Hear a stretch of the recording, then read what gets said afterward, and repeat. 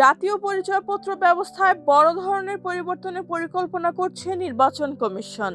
বর্তমানে 16 বছর বয়স থেকে নাগরিকদের তথ্য সংগ্রহ করা হলেও ভবিষ্যতে আরো কম বয়স থেকেই এই কার্যক্রম শুরু করা যায় কিনা তা পর্যালোচনা করছে সংস্থাটি।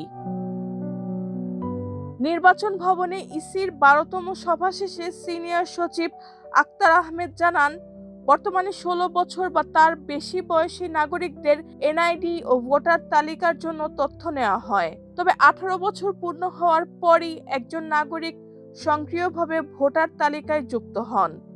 এর আগে সংগৃহীত তথ্য ডরমেন্ট বা নিষ্ক্রিয় অবস্থায় থাকে। ইসি সচিব বলেন, তথ্য সংগ্রহের বয়স সীমা এসএসসি, অষ্টম শ্রেণী কিংবা প্রাথমিক বিদ্যালয় পর্যায়ে নামিয়ে আনা যায় কিনা তা নিয়ে বিশ্লেষণ চলছে। সংশ্লিষ্ট বিষয় পর্যালোচনার পর এ সিদ্ধান্ত নেওয়া হবে। এদিকে এনআইডি সংশোধন ও ভোটার এলাকা পরিবর্তনের প্রক্রিয়াতেও নতুন ব্যবস্থা চালুর উদ্যোগ নেওয়া হয়েছে। এখন থেকে ভোটার এলাকার পরিবর্তনের আবেদন অনলাইনে করা যাবে। নির্ধারিত ফি দিয়ে এই সেবা নেওয়ার সুযোগ থাকবে। এনআইডির নবায়নের ক্ষেত্রেও নতুন পদ্ধতি চালুর পরিকল্পনা রয়েছে। নতুন ফর্মে পারিবারিক পরিচয় বা ফ্যামিলি ট্রি সংক্রান্ত তথ্য যুক্ত করা হবে, যাতে নাগরিক তথ্য যাচাই আরো সহজ হয়। এছাড়া জন্ম তারিখ সংশোধনের ক্ষমতা মাঠ পর্যায়ে দেওয়ার উদ্যোগ নেওয়া হচ্ছে।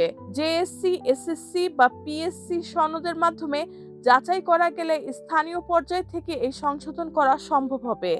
প্রবাসী বাংলাদেশিদের ভোটার নিবন্ধনেও আসছে পরিবর্তন। বিদেশে বায়োমেট্রিক দেওয়ার পর তথ্য সরাসরি সিস্টেমে যুক্ত করার পরিকল্পনা করছে ইসি।